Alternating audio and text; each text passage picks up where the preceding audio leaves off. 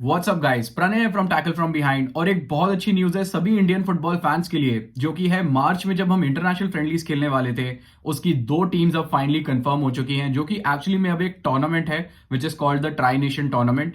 और उसमें पार्टिसिपेट करने वाली हैं सबसे पहली टीम जो है वो है किर्गिस्तान और सेकेंड टीम है म्यांमार। तो ये दोनों टीम्स अब फाइनली कंफर्म हुई हैं और एआईएफएफ ने आज हमारे जो प्रेसिडेंट थे और हमारे जो चीफ जनरल सेक्रेटरी हैं शाजी प्रभाकरन, दोनों ने इसको कंफर्म करा थ्रू अ प्रेस कॉन्फ्रेंस। और सबसे अच्छी बात यहाँ पे ये है कि ये सारे मैचेस होने वाले हैं for the very first time Manipur में, जो कि आई थिंक हम सबको पता ही है नॉर्थ ईस्ट इन पर्टिकुलर एक बहुत ही बड़ा फुटबॉल जाइंट है। और वहां पर ये टूर्नामेंट होना for the very first time काफी ही ज्यादा क्राउड गैदर करने वाला है। तो उस मामले में कुडोस टू एआईएफएफ, जो उन्होंने first of all I think Kyrgyzstan को उन्होंने इनवाइट करा, और सेकंड की उनका जो विजन था जहां पर वो चाहते थे कि इंडियन फुटबॉल हर जगह जाए, देश के हर एक कोने में जाए, तो उसकी तरफ आई थिंक ये काफी अच्छा कदम है। अब यहाँ पे मैं हमारे ओपोनेंट्स के बारे में बात करना चाहूंगा, और पहली टीम ऑफ कोर्स है म्यांमार, जो कि हमारे नेबर्स भी हैं। और इस समय फीफा वर्ल्ड रैंकिंग में उनकी रैंक है 159th, जो कि one of the worst ranked country है इन द फीफा।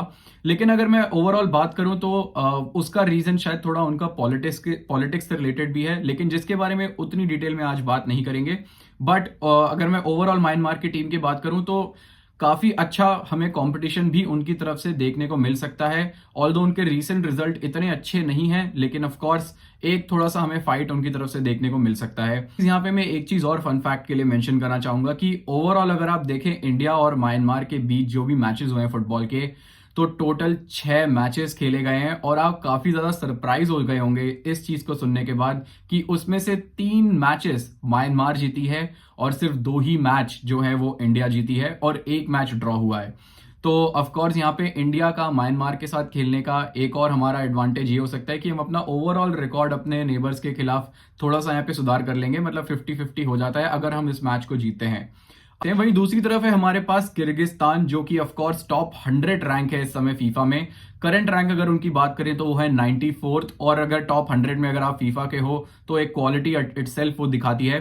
तो किर्गिस्तान के साथ मैच होना एक रियल टेस्ट होने वाला है इंडिया के लिए। और यहाँ पे मैं किर्गिस्तान की अगर पर्टिकुलरली बात करूं तो काफी ही ज्यादा अच्छे उनके रिजल्ट्स रहे हैं इन द पास्ट।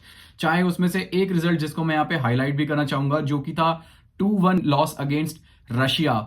तो रशिया के साथ भी उन्होंने रिसेंटली एक फ्रेंडली खेला था जिसमें वो 2-1 हारे थे, लेकिन वो मैच काफी ज्यादा नेक टू नेक था और they lost the game at the very last minute, जिससे आप उनकी क्वालिटी का अंदाजा लगा सकते हैं। अब मैं अगर पर्टिकुलरली यहाँ पे बात करूं तो हमारा फोकस सिर्फ और सिर्फ इन दोनों ही मैचेस में जीतना और सिर्फ जीतना ही होना चाहिए, क्योंकि अगर हम 94th रैंक्ड और 150th रैंक टीम को अगर हम नहीं हरा सकते तो फिर हमारा जो एएफसी एशिया कप है जो कि जनवरी में है ऑफ कोर्स, उसमें हम जापान, कतर, सऊदी अरेबिया जैसी कंट्रीज के खिलाफ कॉम्पीट भी कैसे कर पाएंगे। तो इस चीज में यहां पे मैं अब एक और चीज पे आना चाहता हूं, जो कि है ऑफ कोर्स नेशनल कैंप।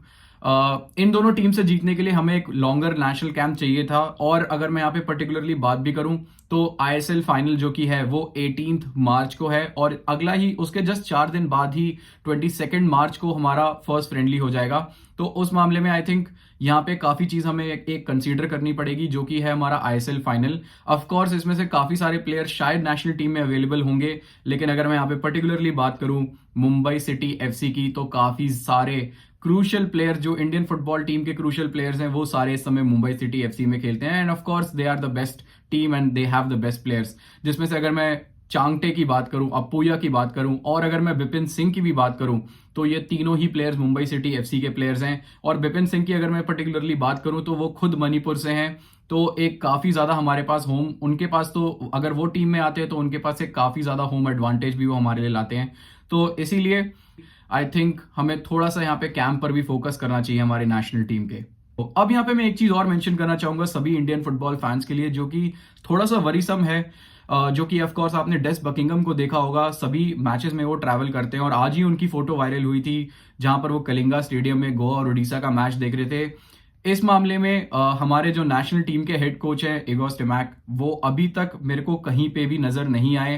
अगर मैं पर्टिकुलरली बात करूं तो आई लीग से तो हमारे प्लेयर्स पिक भी नहीं होते, और ऐसा उन्होंने पहले, अगर मैं पिछले कुछ स्टेटमेंट उठाऊं तो उन्होंने बोला था कि वो आई लीग से कुछ प्लेयर्स पिक करेंगे, लेकिन ऐसी मेरे को कोई भी न्यूज नहीं आई जहां पर मैंने स्टिमैक को आई लीग मैचेस में देखा हो, या आईएसएल मैचेस में भी अभी तक उनकी कोई फोटो ना ही कोई वीडियो ऐसी दिखी है।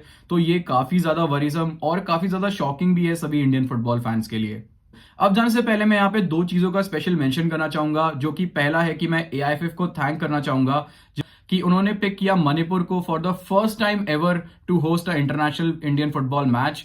और ये मैचेस होने वाले हैं खुमन लंपाक स्टेडियम में, जहां पर इससे पहले हमने हीरो आई लीग के मैचेस भी देखे हैं और डुरैंड कप के भी कुछ गेम्स वहां पे हुए थे। सेकंड, अगर मैं पर्टिकुलरली बात करूं तो एक टॉप 100 टीम के खिलाफ खेलना आफ्टर मिसिंग आउट वैफ कप, जो कि काफी आई थिंक डैमेज कंट्रोल मेरे हिसाब से एआईएफएफ ने करा है।